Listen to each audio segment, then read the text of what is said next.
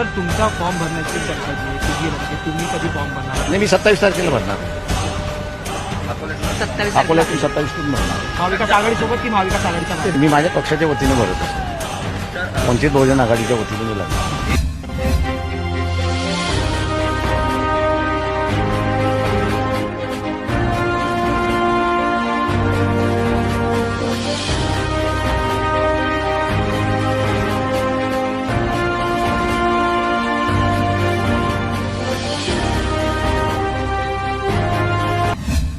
कैसे हो दोस्तों, मैं मोहम्मद नईम शेख। मैं बताना चाहता हूँ द प्रिंट का एक आर्टिकल मेरी नजरों से गुजरा जो आपके स्क्रीन पे, जिसमें बताया गया है कि no alliance with Uddhav Thackeray party says Prakash Ambedkar. तो प्रकाश अंबेडकर जो ग्रैंडसन है डॉक्टर बाबा साहब अंबेडकर के और वंचित बहुजन अघाड़ी के चीफ है, तो उन्होंने बताया कि जो हमारा प्रीवियसली उद्धव बाला साहब ठाकरे से समझौता हुआ था इलेक्शन में लड़ने का, साथ में मिलकर लड़ने का, तो वो अभी कायम नहीं, वो खत्म हो चुका है। वजह ये है कि सैटरडे के दिन ही प्रकाश अंबेडकर ने बताया कि हमने उद्धव बाला साहब ठाकरे की शिवसेना से अलगजी इख्तियार कर ली है। वजह साफ है कि जो 48 सीट्स है महाराष्ट्र में लोकसभा की, तो प्रकाश अंबेडकर चाहते थे कि उनकी पार्टी को 4 सीट मिले, लेकिन महाविकास अघाड़ी जिसमें शरद पवार की एनसीपी है,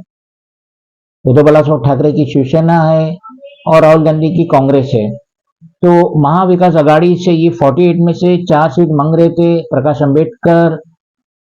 उसके बावजूद उनकी, और वो मीटिंग की भी काफी गुहार कर रहे थे कि बैठो, क्या इलेक्शन का फ्यूचर है, क्या है, कैसा है, क्या होने वाला है, ये वो, लेकिन उनको कोई दाद फरियाद मिली नहीं, जिसकी वजह से वो चिढ़ गए और सैटरडे के दिन ही उन्होंने कह दिए कि मैं 26 मार्च को ऐलान करूंगा हमारी जो स्ट्रेटेजी है 48 जो सीट्स है महाराष्ट्र में लोकसभा की।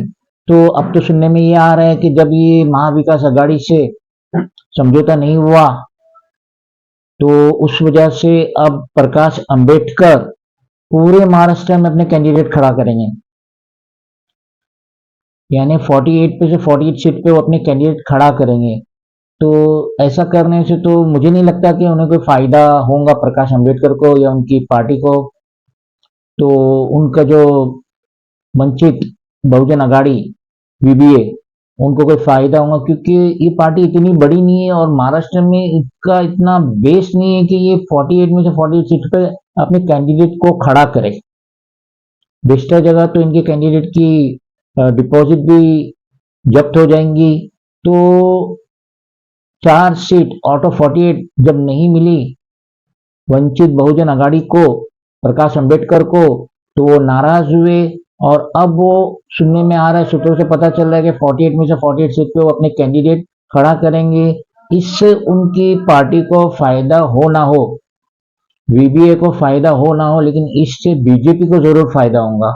और जो महाविकास अघाड़ी के जो कैंडिडेट रहेंगे उनको वंचित बहुजन अघाड़ी से नुकसान होगा, प्रकाश अंबेडकर की पार्टी से नुकसान होगा।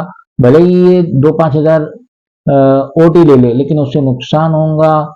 तो जब इनका समझौता नहीं हो पाया, वीबीए का समझौता नहीं हो पाया महाविकास अघाड़ी से, अब प्रकाश अंबेडकर जो 48 सीट्स पे अपने कैंडिडेट खड़ा करेंगे, तो महाविकास अघाड़ी को उससे नुकसान होगा, यकीनन नुकसान होगा, क्योंकि एक एक वोट की कीमत रहती है। और वैसे भी बीजेपी 48 में से 45 सीट्स प्लस, यानी 45 प्लस सीट चाहती है। तो ये डिसीजन प्रकाश अंबेडकर का कि वो 48 में से 48 जगह कैंडिडेट लड़ाएंगे, सही नहीं है, गलत है।